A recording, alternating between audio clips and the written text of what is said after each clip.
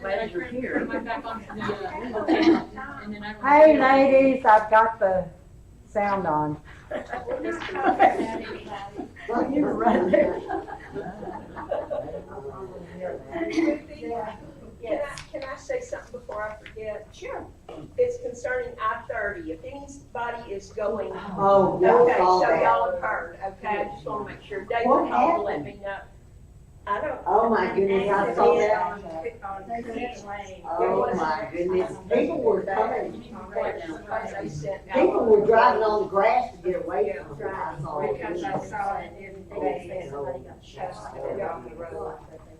Well, it must have been a bad one because they sent out an alert. Good morning. Good morning. It's time for us to start. Sorry. Okay, we're gonna do our announcements, and I know you know by now about the sheet. We got a couple of women back there. Okay, here we go, look at your sheet. Susie Burkhart is in Texas Rehabilitation Hospital in Keller, and is not doing well. Darlene DeBose will get an injection in her back today. Please pray that this procedure will relieve the severe pain she is experiencing. Naomi Ruth, great-grandson Deacon Howard Stevenson, is at home and doing well. That's great. They've been really concerned about him.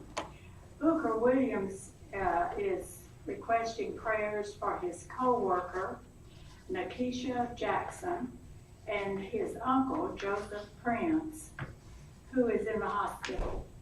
Gladys Harris is recovering after a short stay in the hospital for pneumonia. She will have some follow-up tests.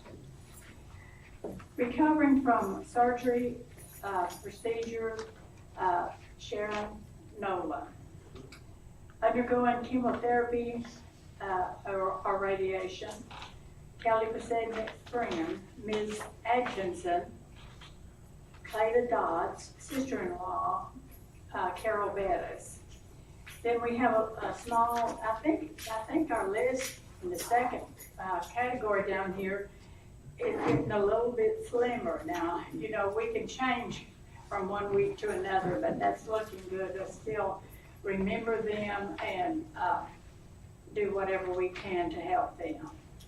Sympathy is extended to Philip Davis, lost his brother, Ray Pope, in Toledo, Ohio, on November 2nd. Our sincere sympathy goes out to Philip and the family. Today's our luncheon, and if you forgot or you, for some reason, you're here and you didn't bring food, we'll have plenty of food. Just please stay with us. Okay, Sarah brought the basket, and if you're planning on doing something for Julie that we talked about a couple of weeks ago, you'll understand what I'm about to say. If you brought something, well, we have the basket to bring in, and we're gonna put the things together, because she said we were gonna give a couple of weeks. Now, with a broken bone, I don't know if it's gonna be longer than that before she can deliver, but it's okay. Our prayer this morning is gonna be said by Marcia, and our song, Jean, of course. Let's see. That's all I have. Is there anyone else that has something to tell us about? Jamie? I just appreciate all the prayers on Craig's behalf, and he is slowly getting better. It's still gonna take a while, and they will be with us for at least till the end of the year, because someone has to be with him when he gets in. He goes for half a day now to rehab. Oh, And that's so great. he, like I say, he is slowly getting better. I just appreciate all the prayers. Okay, thank you, Jamie, for telling us that. Anybody else? I want y'all to really pray for Lily. She's went through really, I mean, she's been, things have happened to her that shouldn't have happened to a child. Oh, So, everybody pray for her. She is really, I mean, you wouldn't know it to be around her. She's just a happy little go-lucky child, but yeah, that's a wicked step. That's sad. So, what can I say? I'm glad you told us about Yeah, it. I don't know that if they've told a lot, but Yeah. of course Doug has come to me many times to help. I've led them to who they need to talk to, and they, Okay. so yeah. Do you want to tell us her name?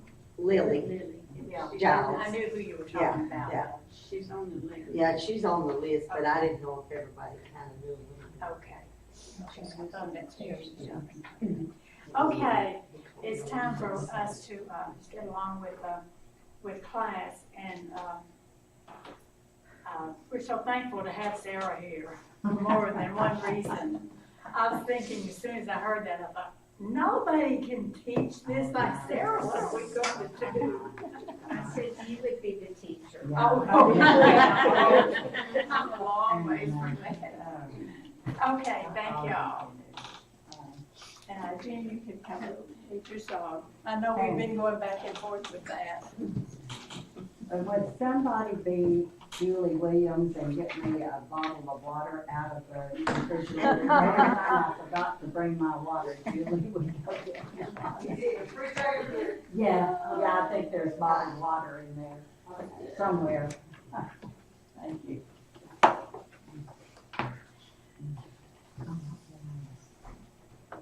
Number 348, 348. Jesus is all the world to me.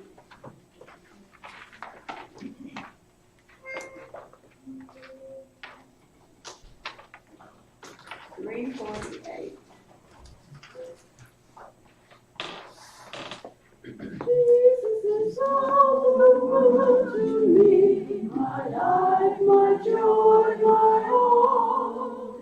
He is my strength from day to day.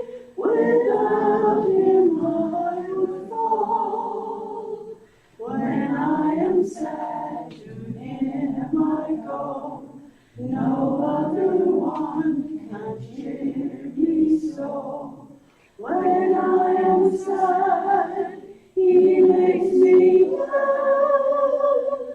He's my friend.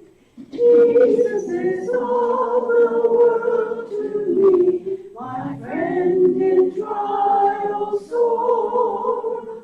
I go to him for blessings, and he gives them more and more.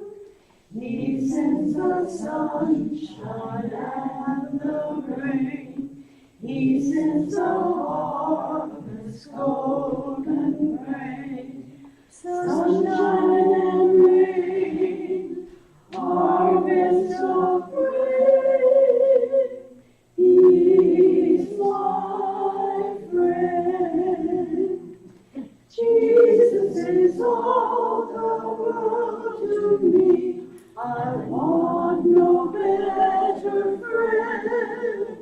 I'll trust him now. I'll trust him when life's fleeting days shall end.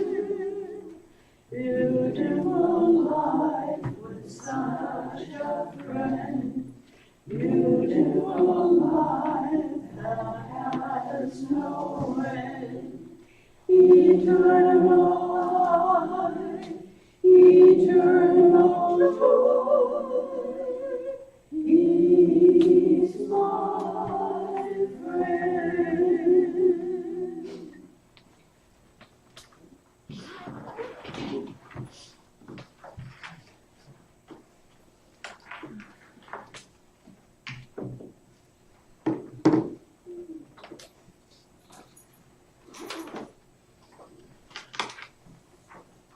Beautiful song it is to start off with.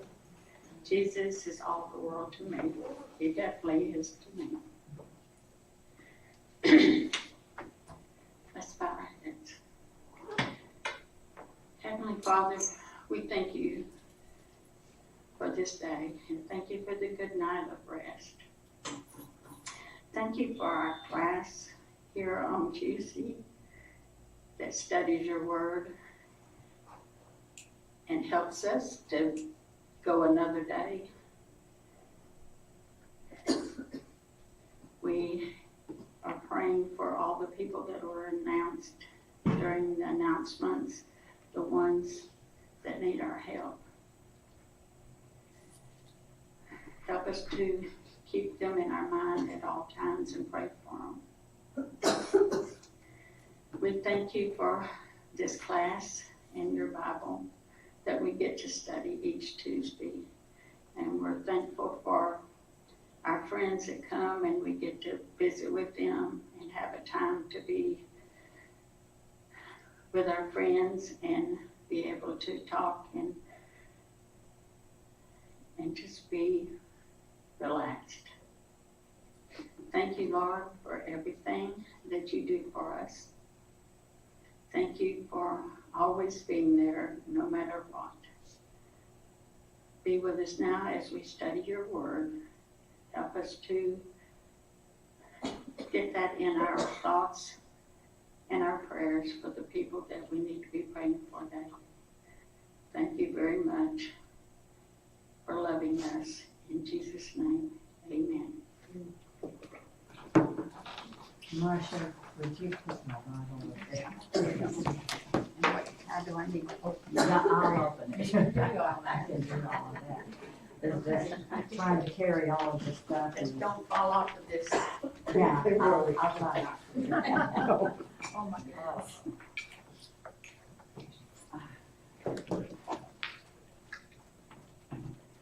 Well, I'm going to wait until the end of class to let you know what happened here. So you'll have to pay attention to class, and then I'll let you know what happened. But I will say, if you're going to break a leg, this is the best way to do it. But if you've got to break one, break it this way, I guess. Okay, we are still in John 5, looking at the impotent man at the pool there, and we didn't quite finish. I thought we were going to finish that and get into the next one but, last week, but we didn't. And so we'll,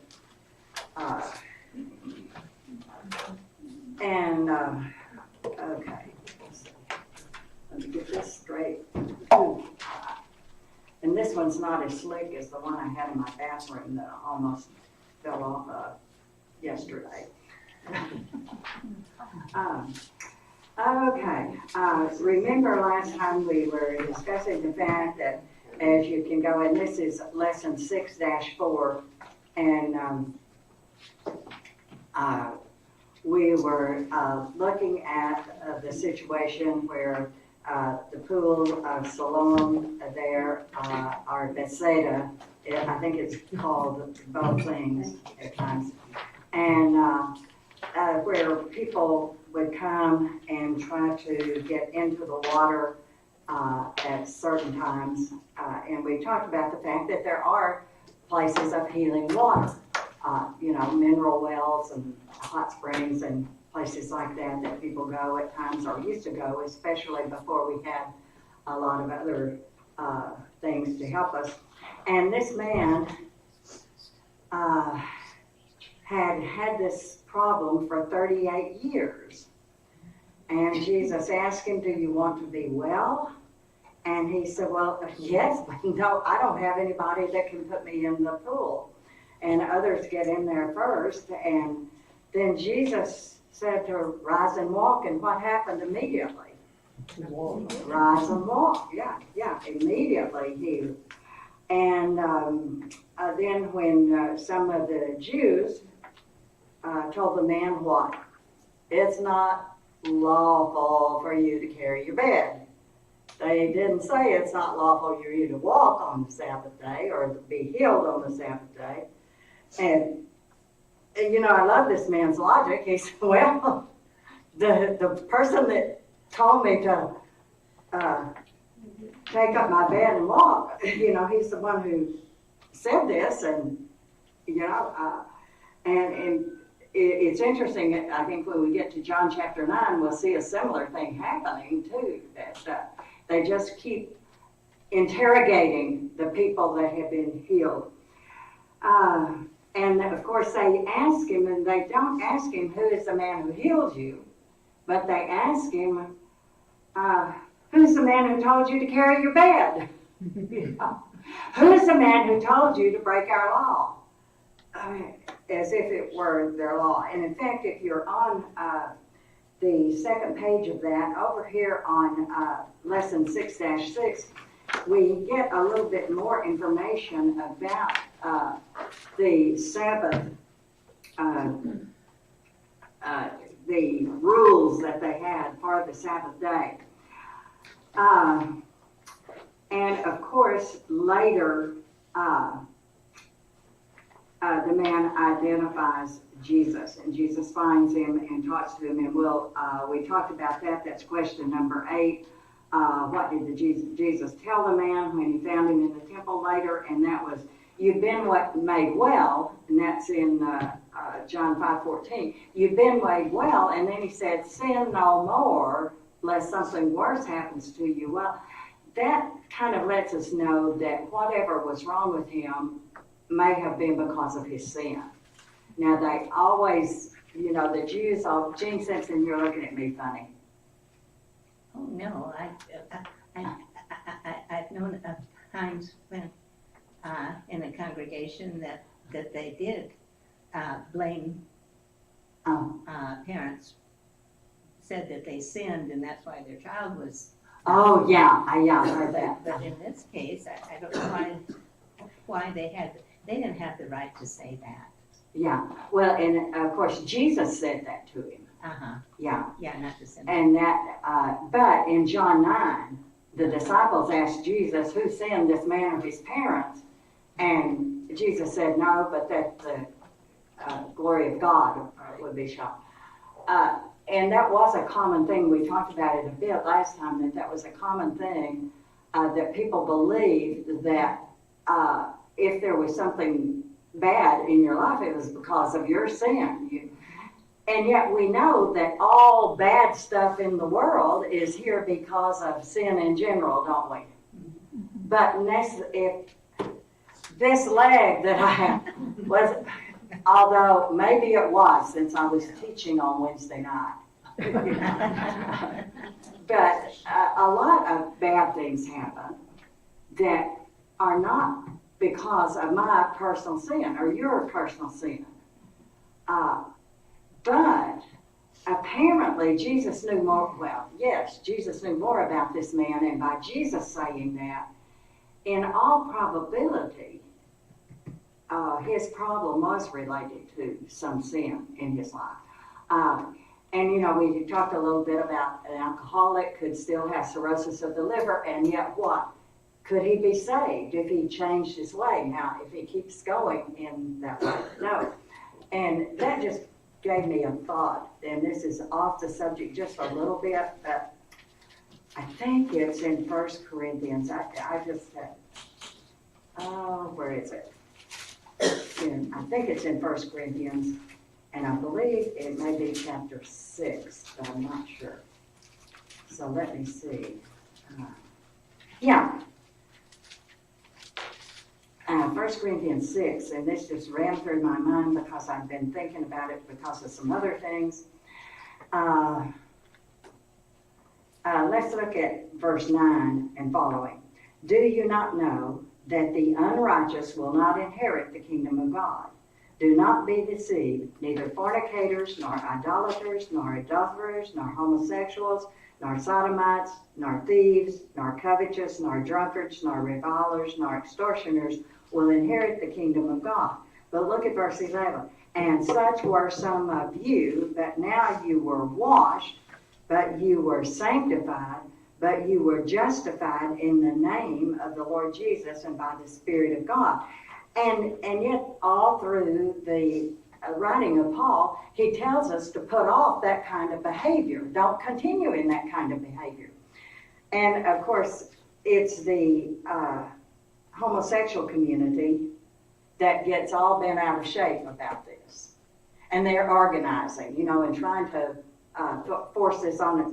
But I just thought it'd be kind of hilarious if all the drunkards got together and said, hey, Jesus loves the drunkards, let's all be drunkards and come to church, accept us. And all the idolaters, and there's a ton of them in India in particular, they have 300 million gods. Well, they can still be Christians and bring all of that in. That doesn't make any sense. And it doesn't make any sense about the homosexual community, but this is what they're trying to do. And I think sometimes I was just thinking, because Peyton and I sometimes have discussions about something like this, and this is just one thing that I thought about that I'll mention to him next time. Why don't the drunkards all organize and say, we want to be in the church that accepts drunkards? Okay. Crazy. Now, can we accept somebody that's having difficulty with drinking? Yes. And love them and help them overcome? Sure, that's what the church is supposed to do. And can we accept someone who's struggling with homosexual feelings and all? Yes. And help them and love them so that they can overcome that. But it's not just, hey, we love you just like you are. I mean, I've told y'all a jillion times, I had a hot temper when I was younger. Does God just say, that's wonderful, Sarah, you can just have a church for all the hot-tempered people? No. I had to learn. I had to learn to overcome that. And I still sometimes do it, but so anyway, that was a wee bit off the subject, but not so much. Sin no more, lest the worst thing happen to you. And we talk about the fact that the worst thing could be losing your own soul. And, the man told the Jews that it was Jesus who healed him, and why were they persecuting Jesus? He did this on the Sabbath day. Oh my goodness. And if you look over here on the man with the withered hand, the individual who wrote this up, I've forgotten what his name was, but anyway, he did some research on this, and some of these I had heard and some of them I hadn't. But I will say this, Israel's big sin before the captivity, before the Babylonian captivity, and also before the Assyrian captivity. Israel's big sin was idolatry. That was their big sin, and that's the root sin from which all other sins come out of. And anyway, after their captivity, after that discipline that God put them through, you wouldn't find an idol in 400 million miles of them. But they made an idol out of God's law. They began to want to be so close to that law that they started adding some stuff on, and that became, what did Jesus say? In vain do you worship me, what? Teaching for doctrine the commandments of men. And that's what they had done. They had, no work could be done on the Sabbath day. No work, okay? And that's in Exodus 28 through 10. But they had to define what work was. And so they had here, as he tells us, 39 classifications of work. And divided and subdivided all of those classifications. Wouldn't you like to know what all of those were and try to live your life by them? They defined a burden as such trivial things as food equal in weight to a dried fig, milk enough for one swallow. That's a burden. Ink enough to write 2 letters of the alphabet, and parchment enough to write, "Hear, O Israel," and on it goes. Says, no wonder they condemned a man for carrying his bed on the Sabbath day. And their prohibition against healing down here at the last paragraph, and I didn't know this, that it was considered work. A sick person could be treated so he would not get worse, but not so he could get better. Okay? If a person broke an arm or a leg on the Sabbath day, he could be made comfortable, but the broken limb could not be set until the next day. A bandage could be placed over a wound on the Sabbath day, but medication could not be used until the next day. Wool could be placed in an ear that was aching on the Sabbath, but drops of medicine could not. And this is interesting on the next page. If a building fell down on a passerby on the Sabbath, enough rubble could be cleared to determine if the person was dead or alive. If the person was alive, he could be removed, but if the person was dead or a Gentile, he had to be left until the Sabbath day was over. Aren't you glad he don't live there and then?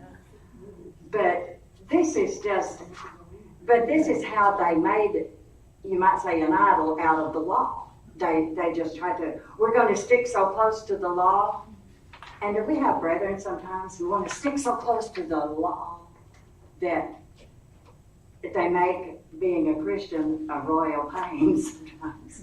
Now, and, well, I won't keep going in that direction. Sarah, when we Yeah. were in Israel different times, they had such strange things you couldn't, on the Sabbath.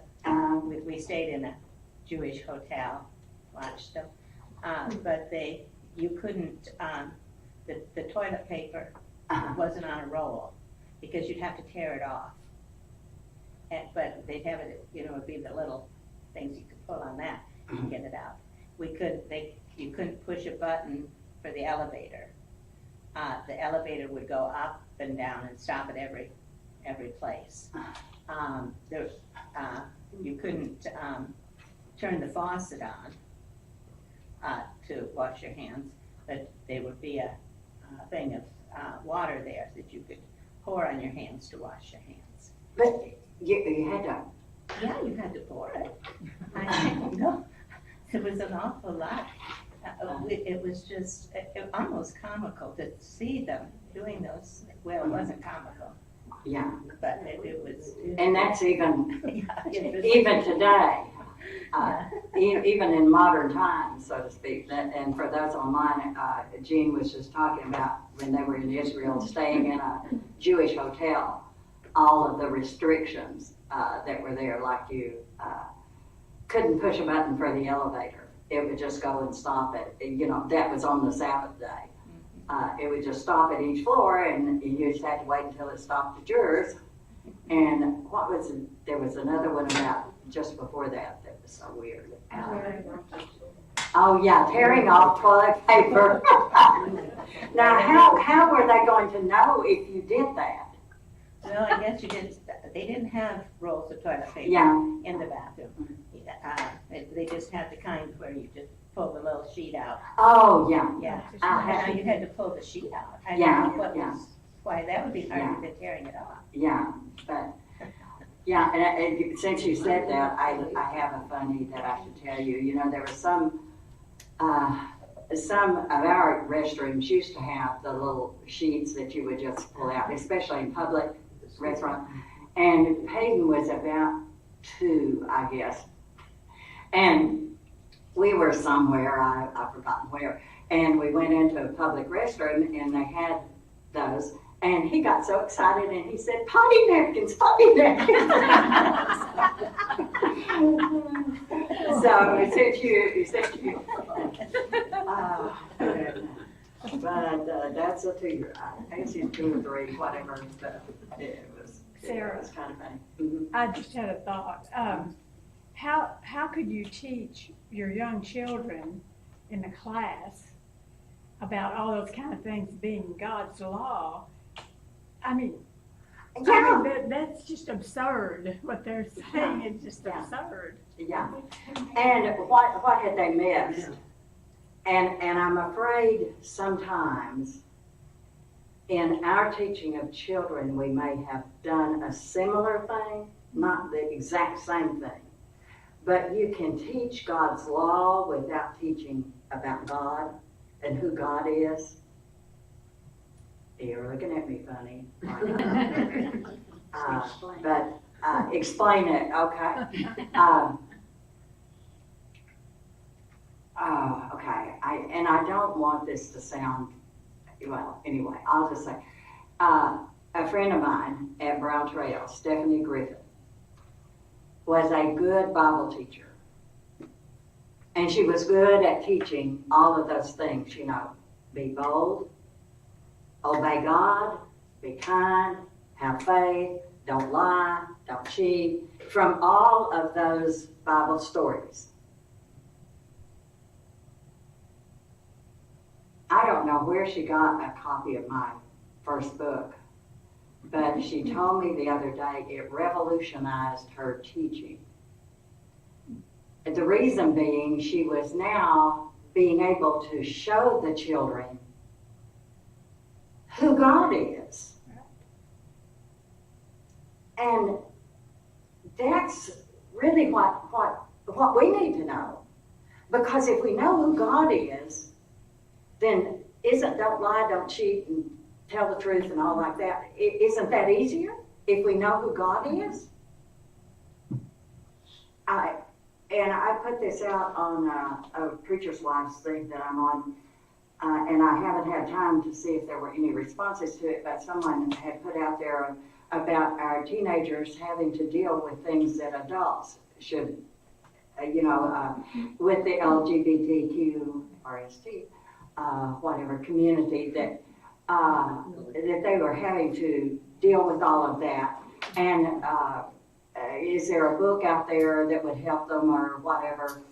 And I just wrote something out there that, and this didn't happen overnight in my thinking. It took me a long time. But we become like the God we worship. That's what you learn from the Old Testament prophets. We become like the God we worship. And if we're worshiping Jehovah, if we're worshiping the Jesus who has always been, our life issues out of our faith. Our life issues out of our faith. And if our faith is small, or if our faith is not all that good, our life is going to have problems, and more problems.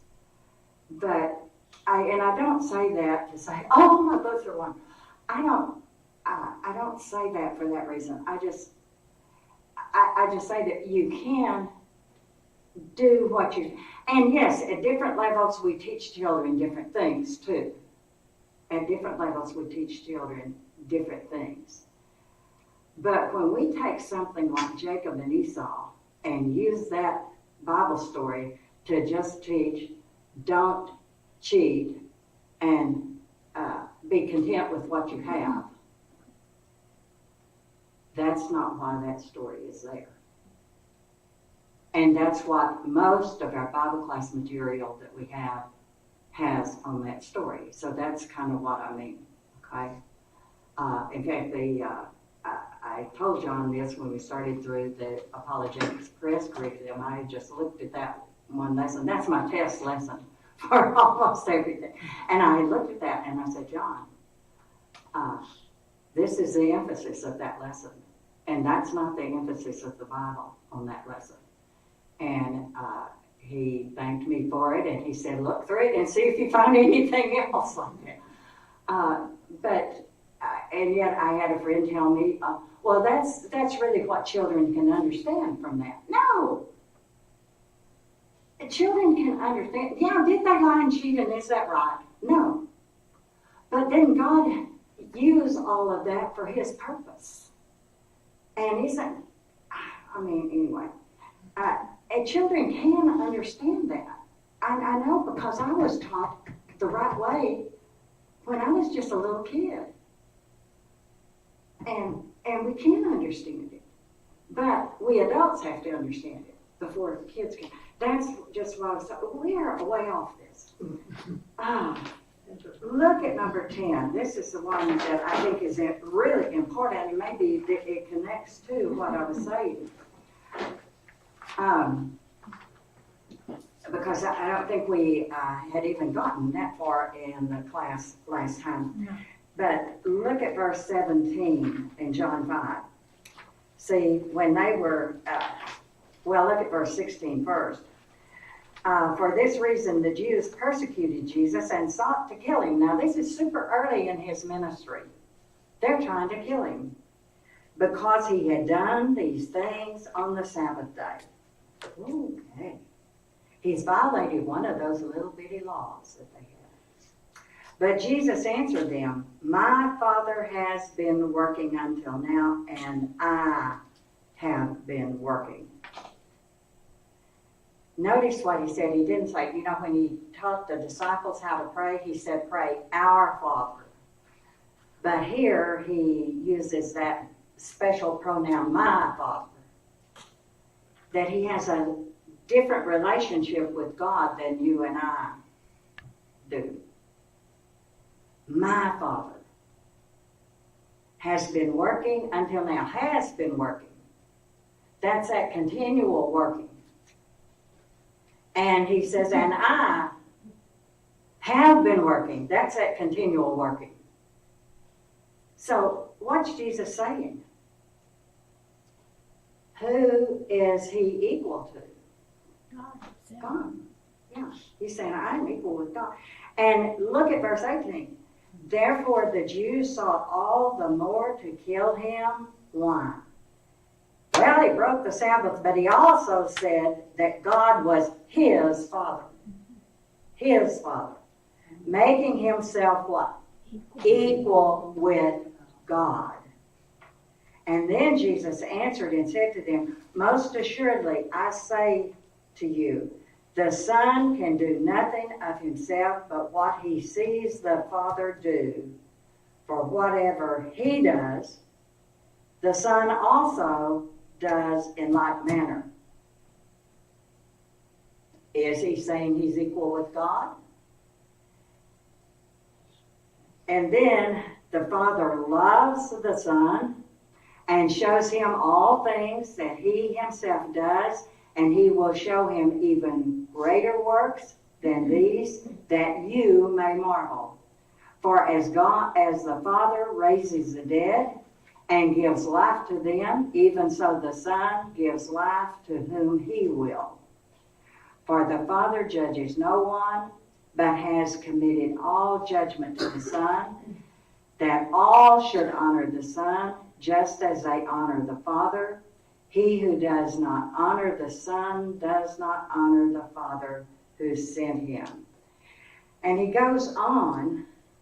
Let's just read on, because there's some interesting things that he says here that I think are important. Most assuredly I say to you, he who hears my word and believes in him who sent me has everlasting life, and shall not come into judgment, but has passed from death into life.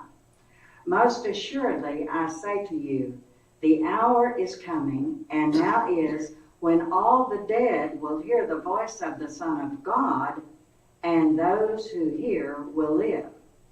For the Father has life in himself, so he has granted the Son to have life in himself, and has given him authority to execute judgment also, because he is the Son of Man. I want you to think about that for just a minute or two.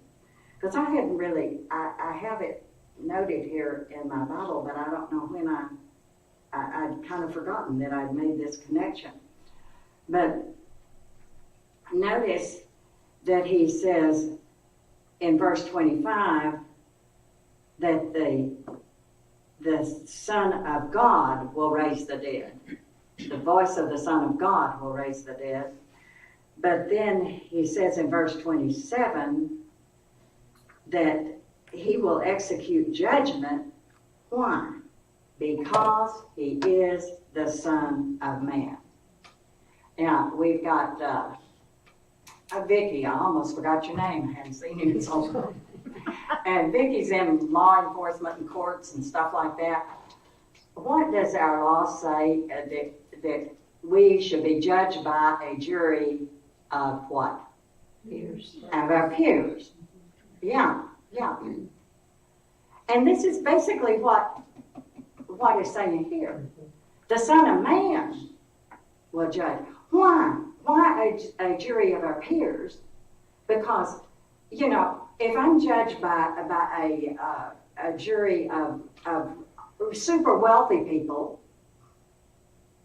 or if I'm being judged by a group of people from Africa that, you know, but if I'm judged by my peers, they would kind of know, you know, what it's like to be me in my place. And in fact, since I was teaching statistics, I found this problem that was kind of interesting. It happened in, I want to say Laredo, Texas, where there were about 80-something% of the population was Hispanic. And a lot of Hispanic people that were on trial had been locked away. And so some of the Hispanic leaders started looking at the jury and what made up, and they found that it didn't look right. And so the lawyers did some research and then set up a nice statistical setup that showed that in a county of 87%, I think it was, Hispanics, that the fewest number of juries you should have was about 6.5, which would be 7, right? And the largest number you should have would be 12. And yet, most of the time, the number of Hispanics on the jury were way down here. And they took it to court and won. So that's where statistics comes in. Yeah. But it shows a point. What if we were just judged by Jesus as Son of God? You know, does he know what it's like to be tired? Does he know what it's like to function in this world? And so he can judge. He can judge. Walk in our shoes. Then I hear somebody say something. Walk in our shoes. Yeah, walk in our shoes. And so he knows, and that's such a blessing. Because sometimes we get across, and I fear this, that sometimes we may get across to our kids that Jesus is watching you, you know, he's ready to zap on you. Kind of like Santa. No. Yeah, kind of like Santa Claus. Yeah. He knows when you're sleeping, he knows when you're, but sometimes we can give people that idea.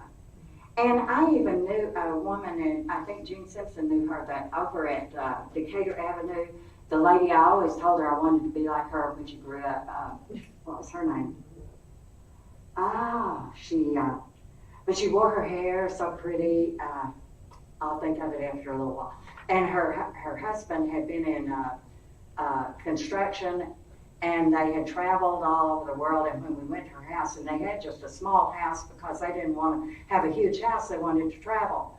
But she had some of the most gorgeous Asian furniture and art, and I just wanted to swoop it all up and take it. But she was super faithful. Nell Bowden, that was it. Yeah. She was super faithful to the Lord. But her daughter was telling me that when she was there in the hospital, you know, and knowing she was going to die, she was saying, I just hope I have repented of all my sins. I just pray that there's not a sin somewhere that I haven't remembered to pray, you know, God doesn't want us to live with that uncertainty. Doesn't want us to live with that uncertainty. And I just felt so for Nell. But I've known other older Christians who felt the same way. And it may be because here's how we preached. Have you heard this? One sin kept Moses out of the promised land. Have you heard that? Yeah. So do you think you're going to get by with one sin? I mean, I grew up on that kind of preaching. One sin didn't keep Moses out of heaven. He just had to learn some things. And I think that God gave Moses something even more beautiful than going into the promised land. Because there on the top of the mountain, what did he get to see? All of it. And I think he saw the purpose of it.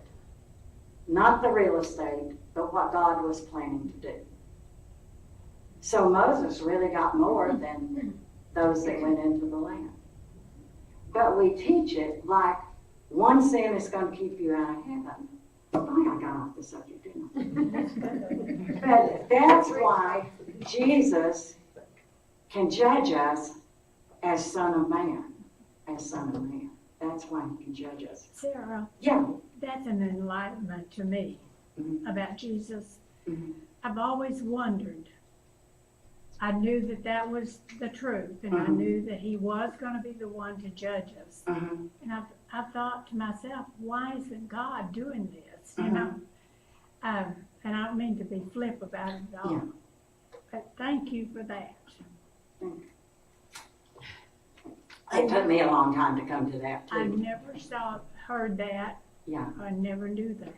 There was something that went around in a church bulletin or somewhere years ago that I found that it was just a little story to illustrate this. That, you know, here's the whole population of the world sitting before the judge. And the black people said, it's not fair. You can't judge us because we've been in slavery and you don't know about that. Or we've been poor. And the Asians were saying, you can't judge us because you don't know what it's like to live as, and, you know, and all like this. And then Jesus, you know, and others were saying, you don't know what it's like to be rejected and just, you know, hated by others or persecuted or whatever, you know, you don't know what it's like. And then Jesus walked up and showed him his hands and his feet. Showed him his pierced side. And said, have any of you suffered more than me? Have any of you suffered more than me? And sometimes we think life is unfair. And sometimes life is. But have any of us suffered more than Jesus? Has life been more unfair to us than it was to him? I mean, here, his own people, the leaders of his own people, early in his ministry, just because he did a good thing on the wrong day, according to them, they're trying to kill him. But why were they trying to kill him? It would, his power, you see. They had power over the people. And he was, where are we? Okay. The other thing that I think is interesting here in what Jesus says, because he claims deity equal with the Father in verse 17, and then the Jews understood that. They said, he's making himself equal with God. They understood, you know, and what did the Jehovah's Witnesses tell you about Jesus? You know that? They knock on your door a lot. They quit knocking on mine, but they knock on your door a whole lot. And Jesus is a created being in their theology. He is not equal with God in their theology. But Jesus here says, my Father has been working until now, and I have been working, and the Jews understood him to say he was equal with God. And in fact, that's why Jesus died, for blasphemy, because he was equal with God.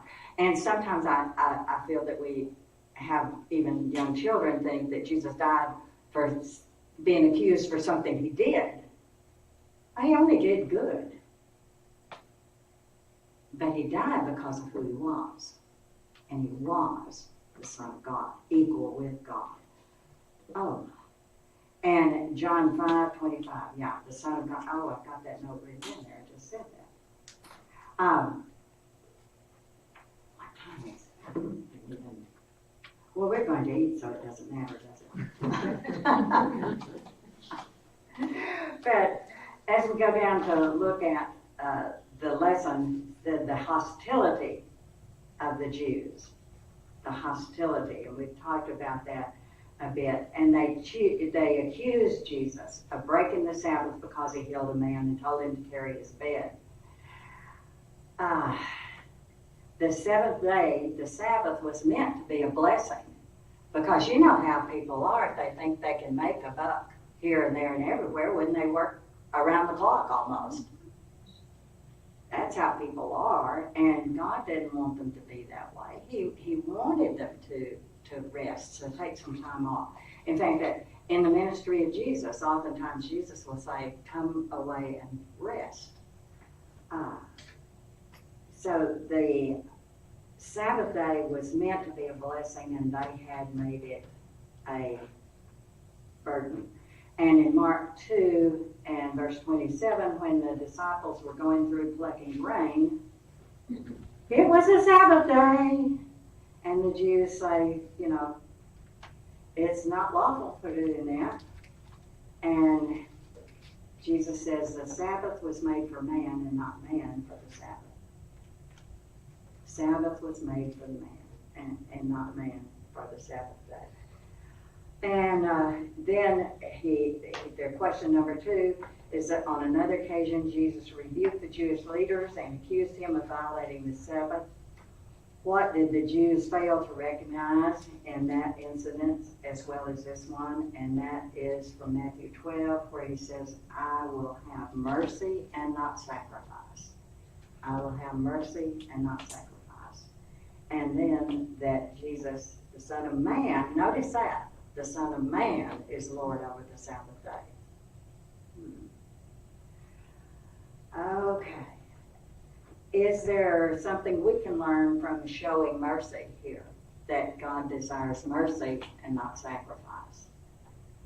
I think it's interesting with that statement, the first time Jesus said it, and then later they come back at him and he says to them, if you had understood what I said, I will have mercy and not sacrifice. You know, wouldn't you love it for me to come to you and say, well, if you had understood what I said. Well, he didn't say it like that would be made out, though, because they were just picking at him until it was ridiculous. But are there times when we can show mercy? And sometimes do we get so hung up on doing the things that are church work that we forget to show mercy to others? And that is not a good thing. It's not a good thing. Well, I actually intended to get through with the man with the withered hand, but we almost did, and so let's just go ahead and finish that up, because we talked about all of those crazy rules on the Sabbath day and everything that are in this lesson, and I think we can finish this, and this is in, let's just go to Matthew's account. I think that, well, he has Matthew and Luke here, but let's see, it was Luke 6 and Matthew 12, I believe, where this is recorded, and each one gives a little bit different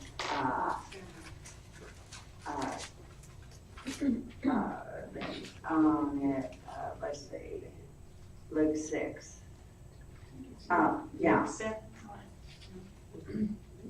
Yeah, Luke 6 and the first part of Luke 6, and then Matthew 12, and let's because we don't want to beat the Sabbath day to death.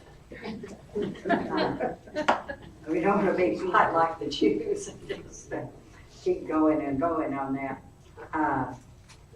But let's see, Matthew 12 is when the disciples were. Let's just stay in Luke 6. Yeah, let's just stay in Luke 6. Okay.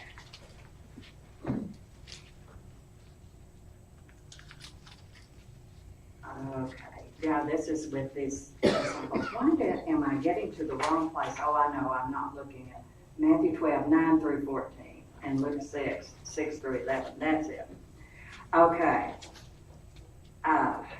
Because this going through the grain fields happened just right before this next thing.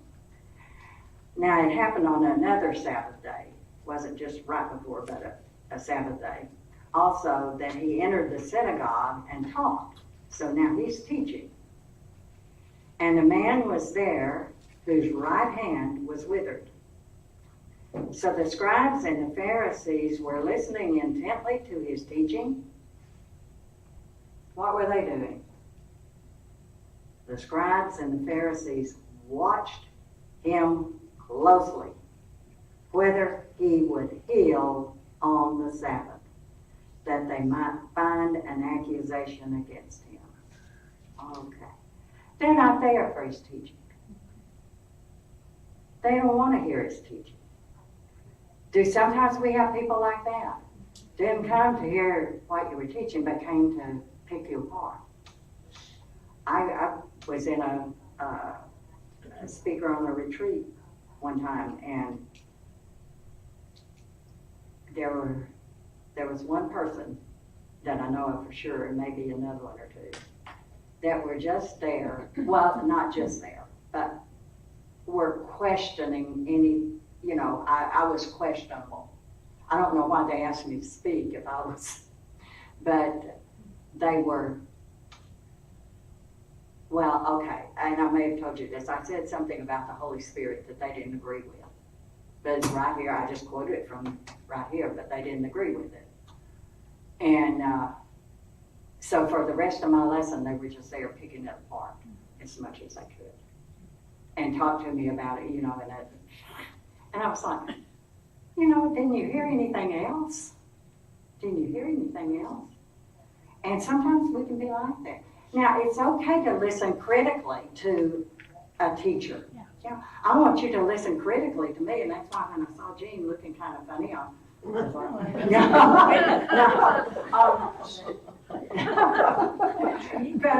but I do. I want you to listen critically. Don't just take it. Let's make sure it comes from here. Let's make sure it comes from here, because any of us can even have a wrong understanding maybe of something.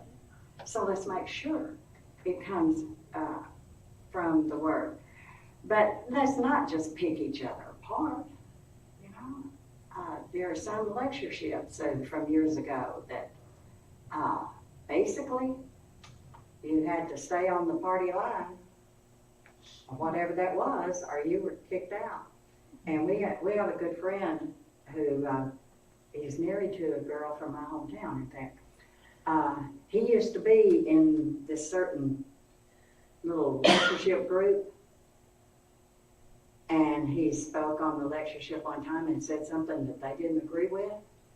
And boy, they came down real hard on him, And I think Gary was outside the room and heard some of the And anyway, he told Gary later, he said, I just got out of that group. I just had to quit speaking on that lectureship, quit writing anything for their papers or anything. He thought, you see, he was doing good, and he thought they wanted to and they were honest, good people, but they had just a narrow view of some things, and you had to have that same view. It wasn't open for a discussion and study. You had to have that same view. And anyway, he and Gary have been in Peru together, and he works with us in Bear Valley program, and we've gone up to Denver together and all like this. And he's solid. Now, is there something we might disagree on that's a matter of judgment? Yeah, it probably is. But do we make matters of judgment matters of doctrine? and that's the important thing. And I got off again. Okay. But notice verse 8 here. Jesus knew their thoughts. And so he says to the men with the withered hand, so he's like, okay, I know what you're thinking. You haven't been listening to anything I've said. So he says, arise and stand here. And what did he do? He rose and stood. And then Jesus asked him, oh, wouldn't you hate to have been sitting in their seat? I will ask you one thing. Is it lawful on the Sabbath to do good or to do evil? To save life or to destroy? And when he had looked around at them all, he said to the man, stretch out your hand. And he did so, and his hand was restored as whole as the other. And they were excited. They were filled with rage. Do you know what filled with rage is? That's and discussed with one another what they might do to Jesus. Discussed with one another what they might do with Jesus. And in Matthew 12 is where he goes on to ask them some more questions. If you had a sheep that fell into a pit, when you lifted out on the Sabbath day? And he says, isn't a man more valuable than a sheep? You see, they had some little crazy things out there. And those are things for us to learn too. Those are some things for us to learn. Because isn't a person more valuable than a sheep? Now, okay, it's 11:01. All right. Now I'm going to tell you what happened. And also, then Jean's going to lead a song that I asked her to lead. And I'll try to make this short. But Wednesday, I gave a test.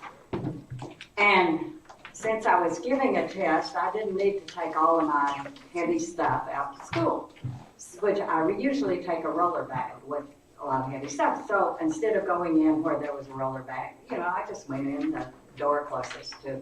But I had to go over to another building. See, the math department's spread out over the whole campus now because they're redoing the math building. And anyway, I had to go to another building just right straight across to get calculators for my students if they didn't have one. Okay, so I had this container of calculators, and I go back over to the building. See, I teach from 4:30 till about 6:45, and I thought for teaching like that I could get to church on time, and that was stupid, but I do get home in time to usually see the class. But anyway, what was I? Okay, so I get the test, and there were one or two students that had trouble with their computers. I did the test on computer, and there were some that had trouble with the computer and everything, so I had to give them a little bit more time and all. So it was about 7:20 when I finally was going out the building. Well, I needed to go take those calculators back to this building that was right across. So I go out the door closest to there. Isn't that smart? Yeah. But I didn't know that the light was out there. Just after I stepped out and went down a couple of steps, there were, I think, 3 steps and then a little bit of a landing and then 5 steps. And when I did that, I could see that it was really dark. In fact, the steps looked black. But I was looking down and I was hanging on to the bar. You can see my nice little bruise I've got here. I was hanging on to the bar really good because it was dark, And on the second step, this foot slipped, this right foot slipped, and I went down on my knees. This left one really hit hard. Well, I should have called the campus police for help, yes. But I am Arbella Ridge's daughter, and if you can get up, you get up, okay? So I got up. I pulled on that bar and pulled on that bar until finally I was able to get up. And you know how kind of stunned you are when something like that happens. And a student came out looking for a Scantron somewhere, and she asked me if I was okay, and she said, "Do you want me to call the campus police for help?" I said, "No, I don't need any help." And I asked her, I said, "Would you?" She said, "I'm going to stay here with you for a while." And I said, "Could I put my hand on your shoulder and see if I can walk a bit?" Well, I could walk about 3 steps, and I thought, okay, I'm okay. So guess what I do?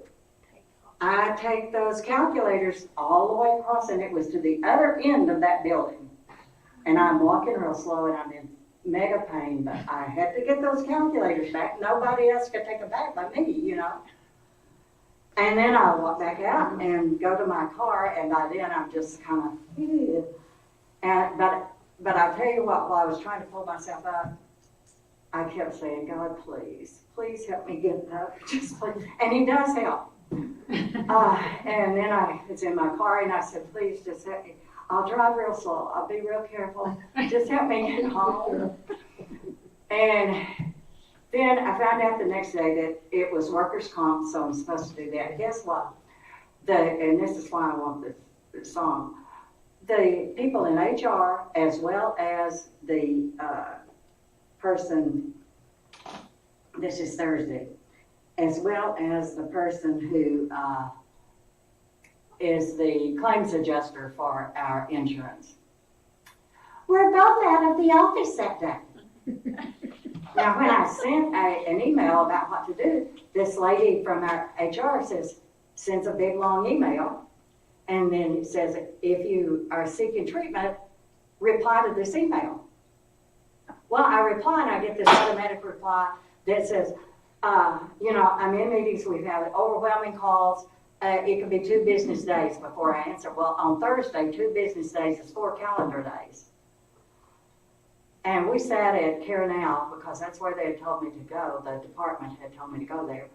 We sat at Caranal for about 2 or 3 hours, and I was just like, that was hurting worse than my leg was hurting. Anyway, finally, Tanya called, she called to see how I was doing. And she just went crazy. She said, "Mother, get to an ER. Get to an ER, any ER." So I went to Medical City Friday morning early. They x-rayed almost everything except my head and my feet. So that's why I've been a little weird this morning.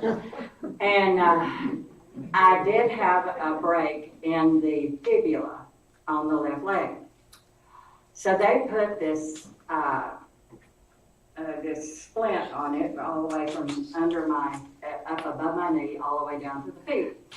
And then they gave me a thing they told me where to go and wrote it down on the paper as to where to go, and they made an appointment for me at 2:00 on yesterday. On Monday. Okay. I scan in all that paperwork, and I send it to our HR person, and I said, "The nurse has written on the paper who to call." Guess what they do? They call my primary care doctor. Didn't follow instructions. We're graduating people that don't follow instructions. So she got back with me and said, "Your primary care doctor doesn't take workers' comp." I said, "I know that. I told you to call this other." Well, then she was out of the office again. So on Friday morning, it takes us until 12:30 Friday morning to get my appointment authorized. No, Friday morning, Monday morning. Yeah, because anyway, got it authorized finally, and in fact, we just drove over there and hoped that they would get it authorized by the time we got over there. And they finally did. I was on the parking lot when the lady called and said it was. And anyway, I saw an orthopedic doctor, and she took all of that stuff off, and she had looked at the x-rays because it was in the Medical City group. And she said, "Well, you're in luck. It was a clean break, and nothing was shifted out of place. And if you would just be very, very careful, use a cane or a walker, and just be very, very careful, you'll be okay. I need to see you in about 4 weeks." Now, again, Tanya went nearly crazy because Mother, she should have put something on it. I said, Tanya, she is the orthopedic doctor. She knows what to do. So if you're going to break a leg, that's the way to do it, you know. But just know that your insurance people may be out of the office. And that's why I wanted Jean to lead, hear me when I call. Because God is never out of the office. He is never in some other meeting. Now, Gary told me that Jean should lead stepping in the light. But I said, no, she's going to lead. She's going to. Next week we'll see that. Yeah, next week we'll sing that.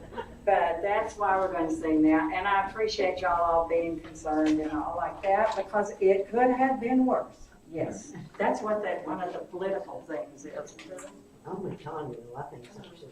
But it could have been a whole lot worse. And I've got this speaking engagement in Mount Pleasant on Saturday.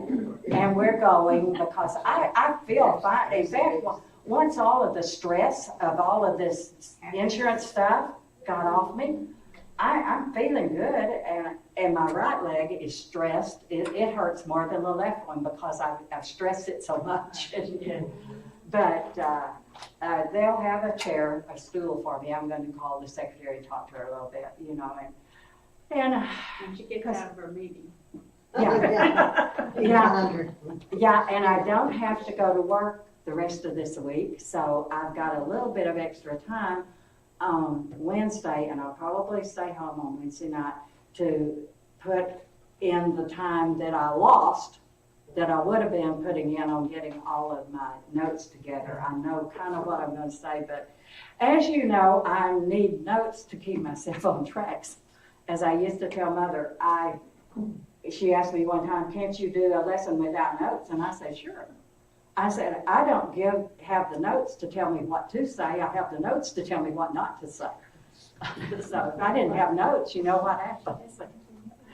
But Jean's going to lead us and hear me when I call. And let's remember that God does hear, and he's always available.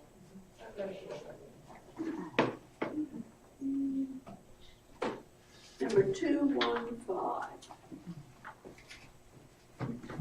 Hear me when I call.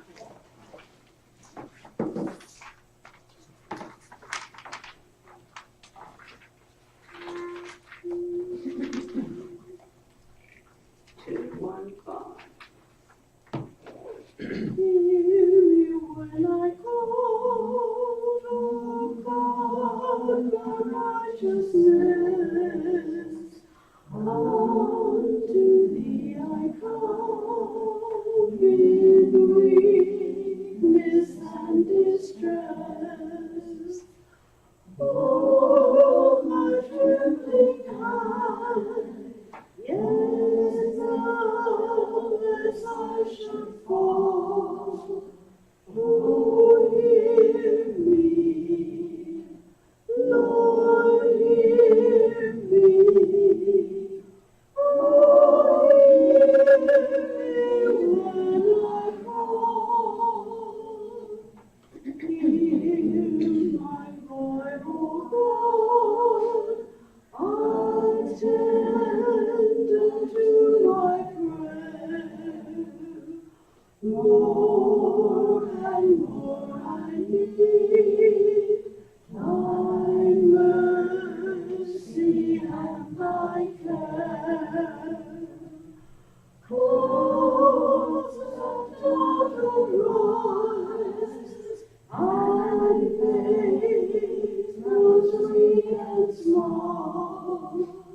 Oh, hear me, Lord, hear me. Oh, hear me when I call. Hear my voice, O God, and cleanse my soul within. Mercy do I need for my doubts and sins.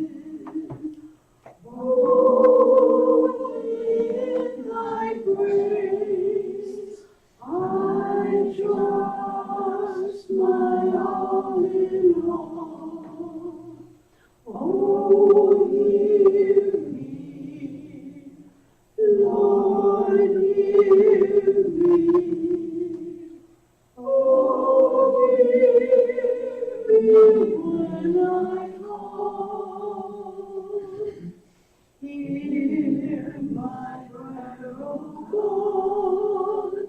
I need thy cleansing heart. Let me feel thee near each moment of each hour. Oh, my trembling heart, lest helpless I should fall. Oh, hear me, Lord, hear me. Oh, hear me when I call.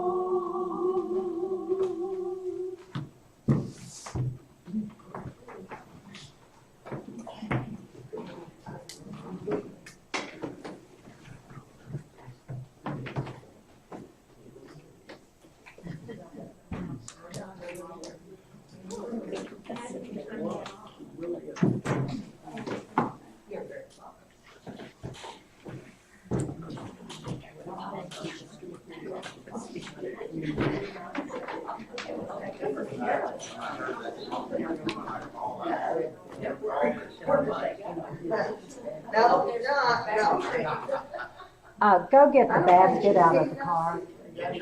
The basket.